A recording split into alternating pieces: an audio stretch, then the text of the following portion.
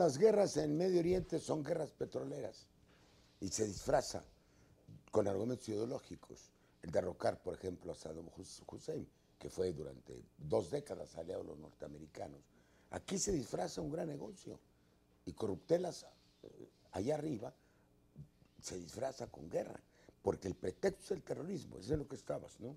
Sí, bueno, lo que pasa es que tenemos un pretexto del foco de amenaza, ¿no? Entonces, llámese terrorismo o llámese narcotráfico o llámese delincuencia organizada en general, lo que parecería que estamos viviendo es la reedición de la Guerra Fría, no es que ya creo que no es solamente Estados Unidos, es todo el bloque occidental, frente a un enemigo que ya no es el bloque comunista, sino este fantasma de la delincuencia y del terrorismo, que está en todas partes, que es ubicuo y que les alcanza para criminalizar a quien quieran discrecionalmente.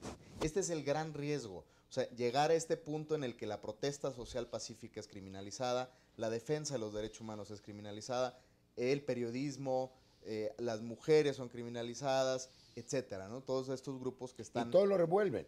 ¿Cuándo revuelto. comenzó este debate? Después del 11 de septiembre, yo estaba en Europa, y el debate, sobre todo en la Asamblea Parlamentaria, el Consejo de Europa, fue sobre eso. Decir, bueno, aquí quieren los americanos llamarle a todo terrorismo. Hay actos terroristas, que son acciones de violencia contra la sociedad civil para provocar intimidación. Pero los actos terroristas pueden producirse en muchos fenómenos, en guerras civiles internas, en guerras internacionales, en, ¿cómo se llama?, en conflictos interétnicos. Hay que definir cuál es el fenómeno, no llamar a todo terrorismo. Sí, y meterle controles a dos cosas. Uno, a la definición de cuál es la amenaza. Y dos, al comportamiento del Poder Ejecutivo. Ya en el caso, hablando de México, lo que necesitamos es que no se incorpore de esta manera tan plegada, tan de copiar y pegar, digamos, toda Es un esta macartismo política con cuernos de chivo. Claro, es un macartismo con cuernos de chivo. Y expulsando de toda legalidad al objetivo del combate, ¿no?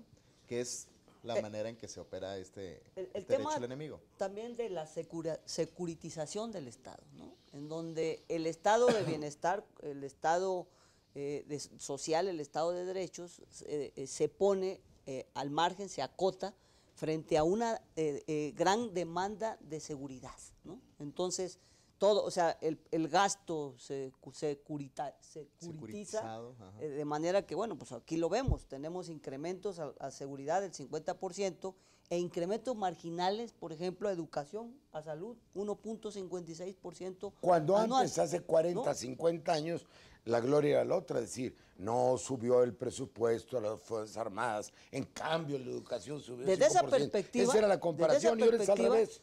O sea, el gobierno actual lo que hizo fue invertir lo que hizo, por ejemplo, el gobierno de Cárdenas, que redujo, ¿no?, el gasto militar e incrementó el gasto social y consolidó una transición muy tersa, ¿no?, que muy pocos regímenes lo logran, de lo que es la autoridad militar a la autoridad civil.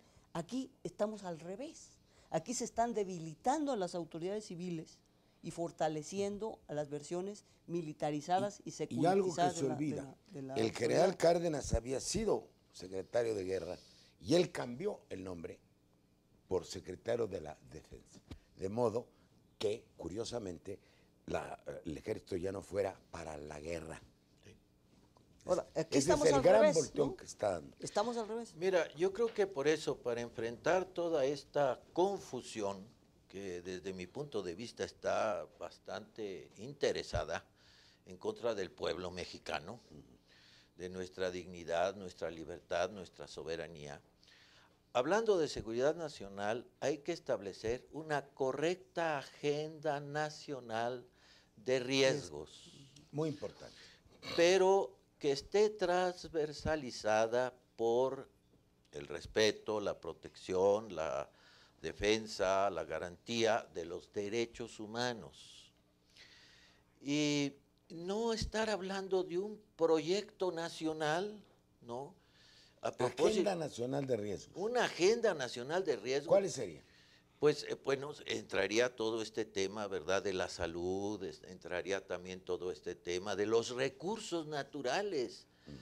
tan ambicionados por nuestros vecinos del norte como recursos estratégicos, nuestro petróleo, nuestra biodiversidad, nuestras instalaciones arqueológicas como fuente de negocios turísticos, nuestros manglares. También estaría, desde luego... Y nuestra gente, para comenzar. Exactamente. Tiene que ver con la educación. Exactamente. Entraría también, ciertamente, la delincuencia organizada, pero no sería esta la única, sino... Porque resolviendo los otros, acotas el terreno de la delincuencia. Desde luego. Y no hablar de un proyecto nacional, que quién lo hizo, dónde está, quién lo conoce. ¿Quién participó en la elaboración de ese proyecto nacional? Si el proyecto nacional lo hacemos nosotros, los ciudadanos. ¿Y qué tiene esto que ver con el proceso electoral conduce al 2012? ¿O van por cuerdas separadas? Pues no esperaríamos que fueran por cuerdas separadas, porque no tendrían por qué contaminarse los intereses electorales con el debate de seguridad. Yo creo que el movimiento que nace con la marcha, porque la marcha es un punto de partida, tendría que también desarrollar estas exigencias a los candidatos, etcétera. Ahora, nosotros esperamos que desde ya, en el debate que se ha abierto sobre la Ley de Seguridad Nacional, por ejemplo, en las consultas públicas, en los foros, realmente se tomen en cuenta las opiniones de la sociedad civil y que no se esté dando un uso electoral a el hecho de la fijación de fechas, por ejemplo, para entrega de dictámenes. O sea, ya se fue para después de las elecciones en el Estado de México, por ejemplo. Pero es importante señalar que si hay un uso irresponsable y si se traiciona a la ciudadanía y se legisla a espaldas de la sociedad en materia de seguridad, esto va a tener un costo político. Pero es muy confusa la Cámara. Lo que hay que establecer, y yo se los pedí ahí, tú también, que digan quién está a favor y quién en contra. La agenda de riesgos no es clara, como lo dice Manuel, pero tampoco la agenda de los partidos.